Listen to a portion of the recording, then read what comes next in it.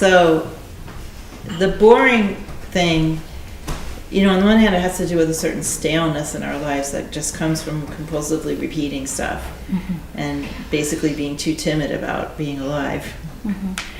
And the way that we want to approach that, for instance, someone who's not very interested in any kind of personal growth, forget about spiritual practice, but someone who's still very much in a mode where all the things that they want, that they compulsively want, all seem completely natural and they don't question them. We have to move from that condition to a condition of questioning whether the things that we want will actually get us what we want. So for instance, obviously everybody here is in a spiritual teaching, so you're not in the condition I'm about to describe, but we're all in this condition in some parts of our lives. So let's say that we are a young woman and we spent our childhood fantasizing about getting married, and we have our whole lives mapped out in our head about what it is that we want, what kind of guy we're going to get married to, what kind of house we're going to live in, how many kids we're going to have, how everything's going to be so perfect and peachy. And we just do that, and we never question whether that's actually going to bring the kind of contentment and fulfillment that we're actually looking for, right? Or validation of some sort. And then, what happens? Well, lots of things could possibly happen, right?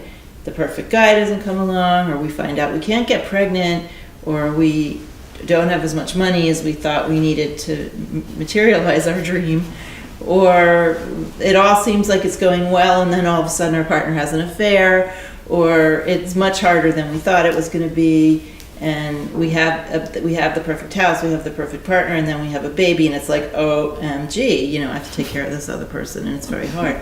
So, so first of all, nothing ever turns out the way that we fantasize about it, but if we still have in mind that life plan, and it doesn't seem odd to us, it doesn't seem odd, we're still going to keep trying to get that. And you know what's going to happen then? Instead of being happy, we're going to start suffering, because we're being very, very unreal about life, and we're being very rigid. So that's how our fixations are. They're like, a life plan gone wild. They just it just won't change no matter what's going on around us. And even if we get the things we thought we wanted, they don't make us feel the way we wanted to feel.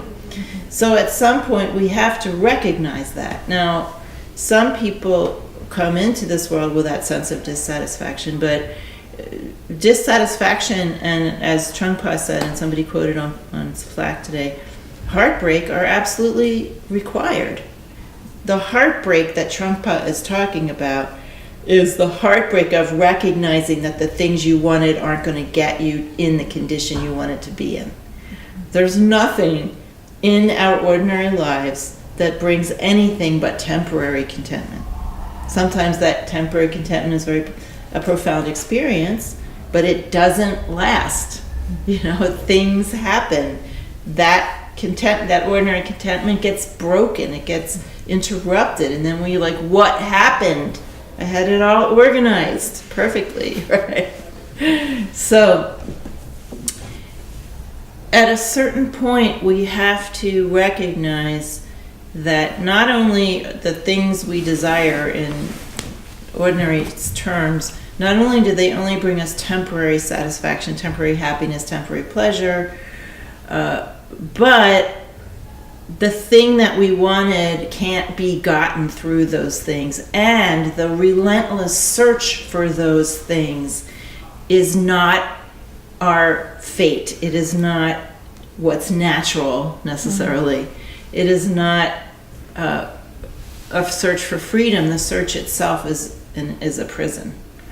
So applying the long way around, calling that that relentless search, boring, which is basically what we were doing, is a way of denaturalizing it. It's a way of recognizing the staleness of it, of recognizing how stagnant it is, because boredom is basically stagnated energy, right?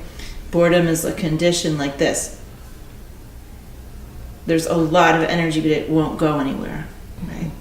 Or it just keeps doing the same thing. That's how boredom feels, right? If you're sitting on your couch at home and you feel bored, you aren't feeling relaxed or lazy. You're feeling like an engine that's kind of going, but it can't go anywhere, right? So it's stuck energy.